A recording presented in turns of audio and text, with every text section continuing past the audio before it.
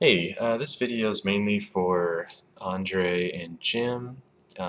This is kind of one of my first passes on uploading to FieldGuide, um, just to show off some potential bugs, show off, some maybe some aspects of uploading that were not totally intuitive to me at first, and to give some recommendations on things that we might be able to change or improve. And then for Jim, this is mainly Jim was having some issues uploading some of his material, and so I just wanted to show him my process of uploading so that you could compare it to what he was doing and see if it was truly some kind of bug or maybe just uh, you know just the uploading process not being clear enough. So I'm going to go ahead and get started. So I'm logged into my FieldGuide account. So I think that's a good place to start. So you'd log in. I think there would be a login button from the FieldGuide homepage up on the top right corner. And then to add an observation, and I'm also logged into my iNaturalist account, so you can see at this point I don't have any observations in my iNat account. So we're going to see how quickly the observations get posted to iNaturalist after being posted to FieldGuide, and I've got those two accounts linked already. I'm not totally sure how you would link them after the fact. I remember when I was signing up, there was an option to add that information, but I'm sure it's somewhere else. I'm just like not totally familiar with everything here yet, so this is also in some ways kind of a new user's experience of FieldGuide, because I really haven't used FieldGuide that much yet, but I plan on using it a lot. So I think this is pretty intuitive, this little plus sign for publish, so I'm going to start that. Drag and drop photos here. So for Andre, I think this area right here, so maybe in smaller text below, this would be a good place to just mention to users like recommended resolution or DPI, color space, background potentially or whatever, just to give people a sense of, like, for instance, don't upload TIFFs, upload JPEGs, and I'll show you that issue here. And maybe, I don't know if this was your issue, Jim, or not, but this is an issue. So if we go and grab, so I've got a bunch of files prepared. Really, this is just well, two individuals and three sort of images. So the first is I have a dorsal image of this species, Xanthomus grandis. And then I've got a dorsal image of Vimuna alboludiola, dorsal image, and then I have a ventral image of that same individual. And I've got TIFF versions of all three of those. I have, oops, I'm going to get rid of this one. So I've got TIFF versions of all three of those. I have JPEG at 300 DPI of all three, JPEG at 144 DPI, and JPEG at 72 DPI. So Andre mentioned to me that he typically uploads his images between 72 and 144 DPI, and it sounded like that was mainly because the images would load faster, say on the mobile platform or with people, for people with internet connections that are not as quick as others. So I'm just going to start with this dorsal image here. I'm going to take the TIFF and I'm going to drag and drop that. So there appears to be some issues with uploading TIFF images. So it will sort of look like it's trying to upload the TIFF images, but in my experience so far, it won't do anything ultimately. So I'm just going to cancel that. So TIFFs are no good, so make sure it's a JPEG. And I'm going to first try the 300 DPI, because in my testing before, it seemed like the 300 DPI images, at least on my personal mobile device, testing both on my home Wi-Fi network as well as just on the mobile network, so Wi-Fi turned off, only cellular data, the images at 300 DPI were loading within 2 to 3 seconds, but that's probably on uh, 4G network because I'm in downtown Milwaukee. So if you're out in an internet cafe in Ecuador, like Jim might be, maybe it will not load as quickly, and so maybe in those cases the 72 DPI would be better. I don't know what the file size differences are, and we can verify the DPI here. So there's the 300 DPI. I've also converted them to sRGB color space because out of my camera they come in Pro Photo color space, which if you uploaded that, probably the colors would be wrong if they were viewed by somebody else. You can see also I'm uploading at really high resolution. I'm just going to go native resolution, 7200 pixels by 4800 pixels in this case. And it's also got my camera information in here, which is awesome. So all that metadata is stored in with the files themselves. But I wanted to look at file size. So my 300 DPI, 4.43 megabytes. I don't know if it's actually much. Just like very slightly smaller for 144 DPI and slightly smaller still for 72 DPI. So that may be why I wasn't really experiencing a significant load time difference between these. So I'm just going to go with the 300 DPI. Presumably, if I lowered the resolution a lot, that file size is going to come down quite a bit, and that would probably load a lot faster. But I'm just going to put up the best images that I have in JPEG format. So I'm going to take that, drop it over here. You can see we're getting that spinny circle again, but now we're getting this bar up at the top coming across. So my upload is working. The image is uploaded, rendered. So this is where I started to, the process started to get a little bit unintuitive for me. Because what I was expecting was to upload this and then right away begin entering information about the specimen, and perhaps, Jim, this was your expectation as well. But what's really going to happen is once you hit this check mark over here, it's going to go into the computer vision sort of module of the site, and it's going to try to automatically identify this upload. So I'm going to hit the check mark. And of course, this species I know is not in the database because it's a really rare species from Costa Rica. So it's not going to be able to match it because there isn't going to be an image of this particular species in this database yet. That's why I'm uploading it now. You can see it's got pretty damn close here. A lot of these are probably in a mimicry ring or complex with this species. So you've got this sort of orange or red band with a black outline on the wing, and we're seeing that same thing here in this Lycomorpha and this Neo-Albertia. And in fact, all of these Lycomorphas and Verbias were in the same subfamily. And so we're doing pretty good. This Neo-Albertia, I think, is a Zygenid, but still, I think it's from a similar area. We're talking like southwest United States down through Costa Rica, so Central America, kind of mimicry complex potentially. So at this point, the first time I went through this process, I was like, okay, well, my thing is not any of these species. So why don't I tell it what it is? So I know it's Xanthomus grandis. Okay, and so I've been working with Andre to get all these names into their database. I don't know if this was already in there or not, but hopefully by the time you're viewing this, all tiger moth names at least will be in the database and searchable and taggable, I guess. So it looks like it worked here, but before that was not working for me. So this is great. I must have been messing something up. But when I did Vimuna over the weekend, for some reason I wasn't able to just type in the name up there and add it as a tag onto the specimen. I had to click one of those wrong IDs and then edit that information here. So I'm happy to see that I was messing that up and not FieldGuide. So now I'm going to go through and Jim, I think you hadn't gotten this far because you were mentioning some of these fields that you wanted to see, and I think most of the fields that we discussed are in here, and I'll go through those quickly here.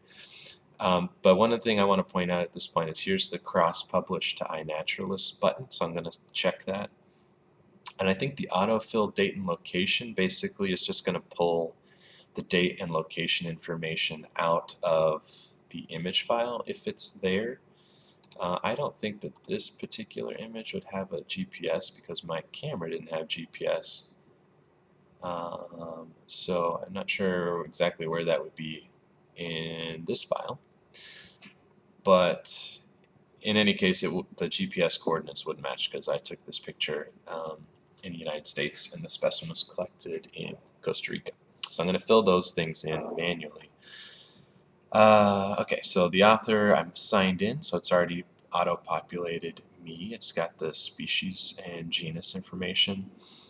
You could write a caption here. I don't know exactly what you would want to write as a caption, but you could if you want.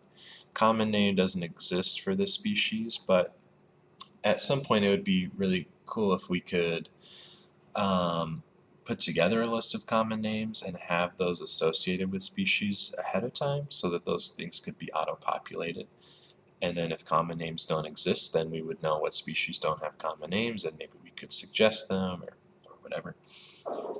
Described by, this is another thing that I would like to see auto-populated.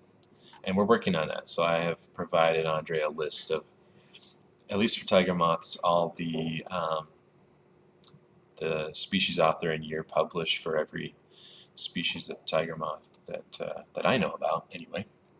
Some 10,000 plus number of species.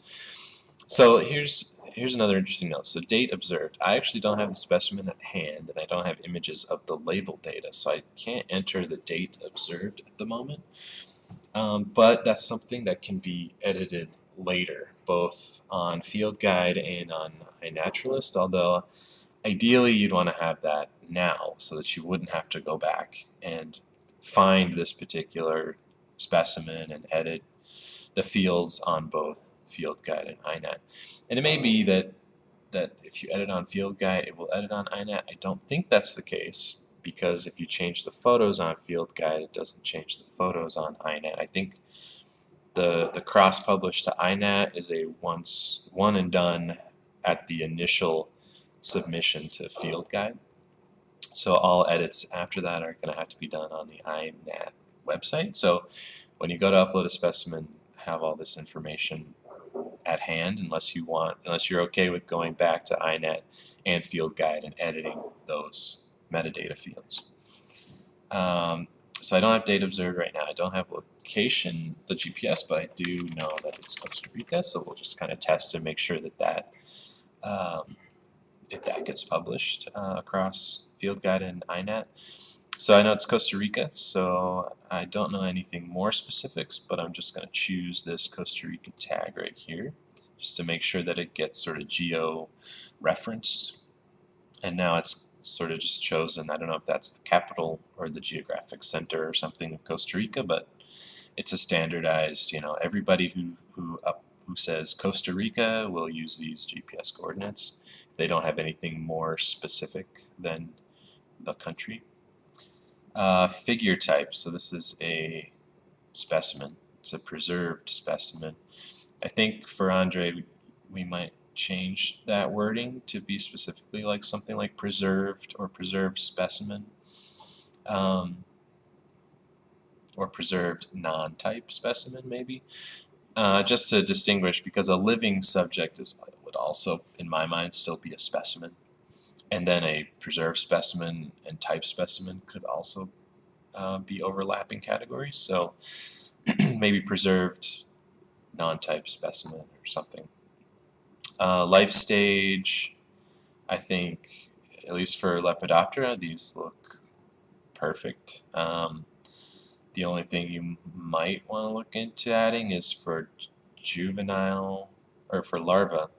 I don't know, maybe you could add L1, L2, L3, but those are kind of difficult to distinguish, I feel like, unless you're rearing them and you know exactly what stage they're in, or you can get their head capsule or whatever. Anyway, this is an adult. Gender, male, female, pair, and determinate. So I really like that you've got this pair in here.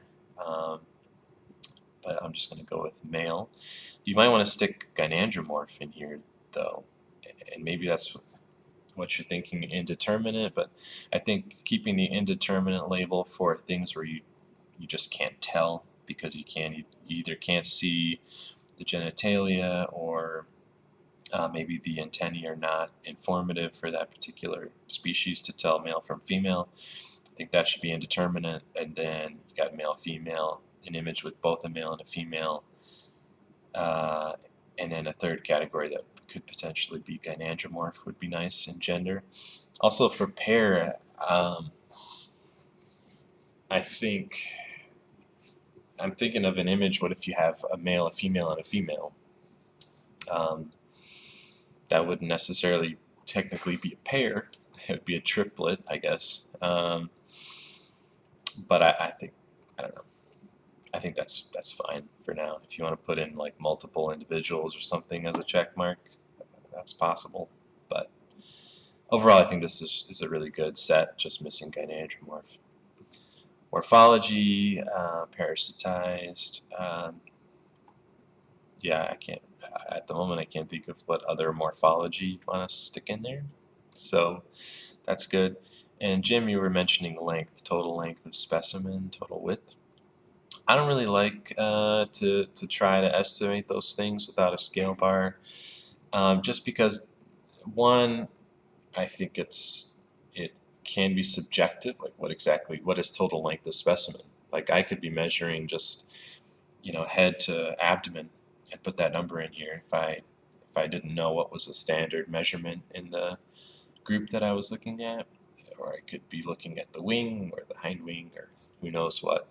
So I prefer just to have scale barred images, and if you want to know how big it is, you download the image, you standardize to the scale bar and measure whatever you want. um, but anyway, it's nice that it's here for people who do know what the standardized measures are, and want to put them in. So there it is for you, Jim. Remarks on quality. So here I think, going back to figure type, it would be good to have a field for pinned, like field pinned. So field pinned would be one sort of preparation type, I guess. So that would be a moth or an insect that had a pin through it but didn't have the wings spread for help and identification or anything. It's just a specimen with a pin. Typically this is done quickly in the field so that you can bring it back. It's on a pin. You can relax it later and make the spread preparation afterwards sometime when you can find the time. So you got field pinned, you have spread, I would call it. I'm sure there are other analogous words. You can also have like stored in ethanol. We call those wet collections as well. So something like that. Ethanol, stored, whatever you want to call that. What else could there be? Anyway, I would say having a field for that would be really nice, and I think that there's an analogous thing to that in like the Symbiota or Darwin Core fields. So I would take a look at the Darwin Core fields and see what could be matched up here. Collection. I think this should be collection method, to be a little bit more specific on method. And I like all these methods. You might break this one out, because now I notice a lot of people are starting to be a lot more specific with the type of lighting setup they have, like what wavelength specifically they collected with, and so having that option in here would be really nice. So are you using 350 nanometers versus 320 or whatever, or was it mercury vapor specifically, or was it a combination specifically? And then also for traps, one thing that's missing, at least for tiger moths, something that we sometimes do is trapping with particular um, particular plants, so the dried roots of certain plants, carry certain chemical compounds that are attractants to the insects. And so having an option for that, maybe chemical trap or something like that, would be a nice option, because I would have some specimens that wouldn't be collected under any of these circumstances. They would be collected under a sort of chemical trap, I guess. Found on, I like that. Although I would guess a lot of people are going to put this. So that could be tricky. And cross-referencing, maybe somebody who's out on a trail, they take an image of their specimen. Maybe they take an image of the plant that they found it on, and you could upload that separately and get CV done on that to identify what plant it was. And maybe having a reference code or something, or somehow being able to link this observation to the observation of what it was found on. That would be pretty cool. Um, Elevation, I don't know offhand. I like to see that unit there. That's nice. Water depth, that's not applicable. Collected by, I don't have that information at the moment. So collection, I'm guessing you're looking for like museum names, like Milwaukee Public Museum. For personal collections, I'm not sure what the syntax should be here. Like, should I say collection of me? And if I could link to a user, that'd be awesome too. So that if somebody searched my name, they could find my collection that way. That would be nice. Or if collection of is redundant, then I just put my name. I'm going to go with that for now. Catalog number, I think this would be nice if it, I'm guessing this is specifically like the catalog number or unique identifier within this collection. So I think that's what that means. Maybe you could put collection catalog number or something to make that a little bit more clear, and maybe people would use it more. Conservation status. So this was an option, like I could select conservation status over the weekend. That seems to be set to not evaluated. I don't know why. Maybe it's because I've typed in a new species up here and it already knows that it's not evaluated. I don't know. Original combination, again, pulling that down automatically would be great, because that's something that's not going to change. That's going to be a set attribute for every species. I don't think I've provided you with all the original combinations of everything, Andre, because I don't think I have that list, but that's something that I can look into doing for everything. That'll take some time, though. That's a lot of work. Etymology, I have no idea. Although I've always really liked or wanted some kind of tool that if I typed in, the genus and the species, it could figure out, what does this mean in either the Greek or the Latin. So I'm guessing Xanthomus is like yellow-bodied and Grandis is large. So large yellow-bodied thing, and it does have a yellow body. I don't know if it's necessarily very large, but anyway, I think that would be really cool to sort of do a translation of the scientific names, and for species that don't have a common name, that would be a really nice tool, I think, to at least start basing common names off of. Like large yellow-bodied wasp moth or something would be the common name for this thing.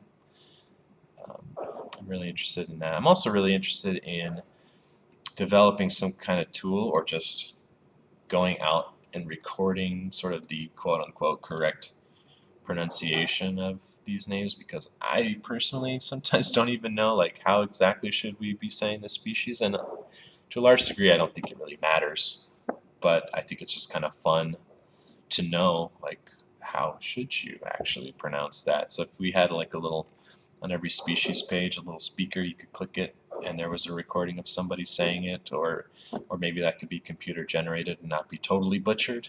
That would be That'd be pretty cool to me, personally. Nomenclature, I think this also should be something that is just set with the name, because I don't think people are going to know offhand any of this information. But I'm going to go ahead and put an sorry, I'm not going to put an available name.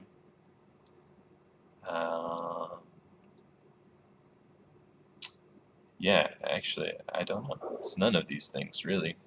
So I'm not going to check anything. So I think this part right here is kind of confusing. It's something that should be happening in the background um, as an attribute of the name of the species. A valid species. Yeah, this is what I was looking for up here. So that's good. And it seems to be an attribute of the species, which is nice.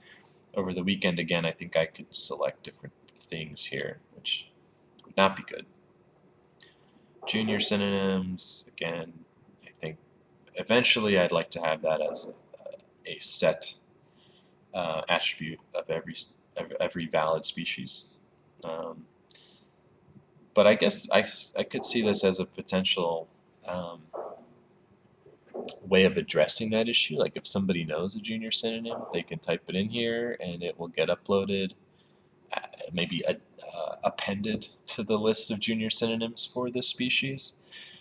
And I could see that as being useful because in some cases, like I have, there are some resources for compiled lists of junior synonyms, but they're definitely not complete. I know personally I've looked at a list of junior synonyms for a given species, and then I've been in the literature from the early 1900s, and I find another synonym that is not listed. So I don't know if it's just kind of almost like a vernacular synonym or what was going on there, or they were following somebody's taxonomy that hadn't been published and never was published, and so didn't make it into the database of junior synonyms for that species. Um, so maybe this should be kept here as something that could be appended to over time as we discover some of the more obscure synonyms and start trying to link some of the really old literature to these specimens. Yeah, so maybe there's some utility there, but potential for abuse here, right? I mean, I could type in anything, so it'd have to be something that could be uh, verified, I guess, by an expert or whatever. Type specimen, none of these types. Phototype, I'm guessing, is that the chromotype for you, Andre? I'm thinking that's what that is. Type length, type width, type repository. So these things should not be changeable because the type has a length and it's never going to change because it's a type. Um, so these things I think should be attributes again of the species. Oh, and here's the original description. That must have come from my document, which I feel like that was up here somewhere, described by. So that seems to be a little redundant with that. Higher taxonomy below family is not in here yet, but that's another thing that I've provided to Andre for everything, so we can get that in there at some point. And yeah, I think everything else looks great. Jim, if there's any other categories that you want to see in here that you haven't mentioned to me yet, please let me know. Now we're going to upload this thing. And see where we're going. And I'm going to check INAT for that cross-publish, make sure that happened.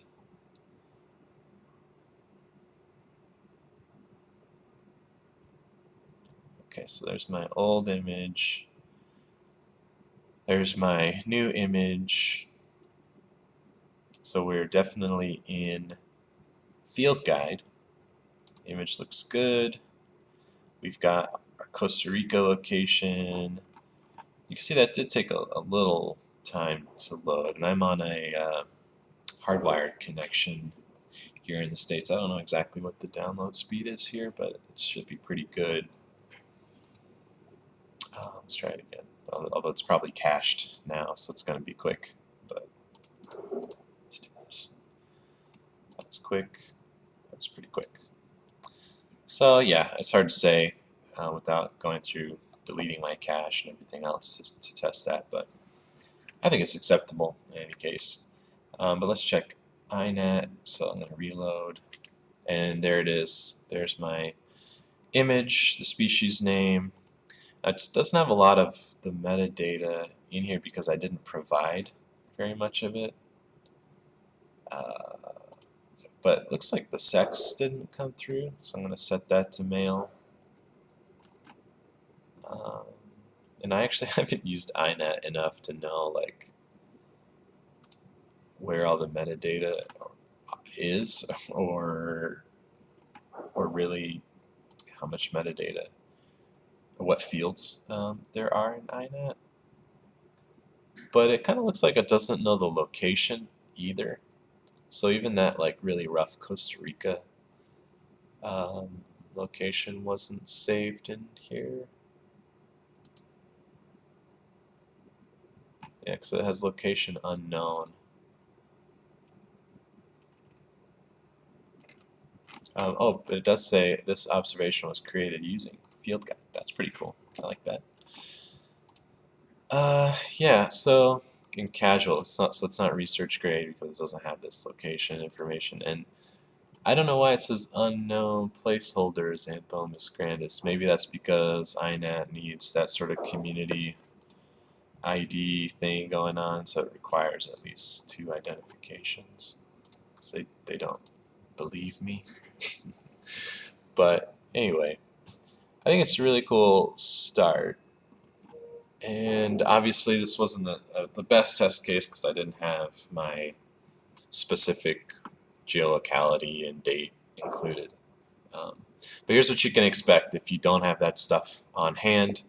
It's probably not the most ideal situation because FieldGuide doesn't know what to tell iNaturalist the metadata is, right? So anyway, this is just a real quick assessment on my part of what my experience with my pretty close to my first upload on FieldGuide was. I'm pretty pleased. I definitely like the cross-posting aspect. I'm gonna have to go grab a specimen that actually has label data and use that to assess, how much of that metadata is coming over into INAT. But the images are great. You can also see if you've got multiple images, you can associate multiple images with the same specimen and multiple backgrounds. So here we have, image 1 on a gray background, or specimen 1 on a gray background, dorsal ventral, and specimen 1 on a white background, dorsal ventral, which is really cool. So we're not creating 4 different posts for the same individual. We are storing those all within the same observation, which is great. And this did not cross-post to my INAT because Andre uploaded it on my behalf, so I'll have to upload that separately. But anyway, thanks for listening. I hope this was somewhat helpful, and as time goes on, I'm sure either Andre or maybe I can do a more in-depth kind of upload process with the full metadata list and a better comparison. Anyway, this was a quick thing.